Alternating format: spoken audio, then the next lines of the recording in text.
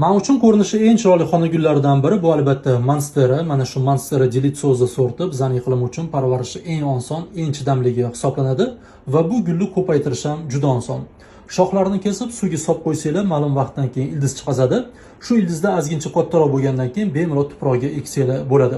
Faqat bitta muhim joyini tushuntirib berishim kerak. Monstera shoxini suvga solib qo'ysanglar, birinchi bo'lib mana shunaqa qalin oq ildizlar paydo bo'ladi. Keyin shu oq ildizlarning ustidan mayda oq ildizchalar chiqishni boshlaydi. Shu mayda oq ildizchalar kattaroq bo'lgandan keyin biz bemalol buni tuproqga eksak bo'ladi. Agar hozir shu holatida ekib qo'yadigan bo'lsanglar, bu o'xshamasligi mumkin. Hozir men sizlarga yaqqol ko'rsataman. Mana bu Monsteraning ildiziga ahamiyat bersanglar, qalin oq ildizdan mayda oq ildizchalar chiqyapti. Shu mayda oq ildizchalar kattaroq bo'lgandan keyin biz Monsterani tuproqga eksak bo'ladi. Hozir men sizlarga tayyorini ko'rsataman. Mana bunisi bizda tayyor. Mana qalin oq ildizdan mayda oq ildizlar chiqqan. Shu mayda oq ildizda ozgincha kattaroq bo'lgandan keyin biz bemalol bularni tuproqga olsak bo'ladi.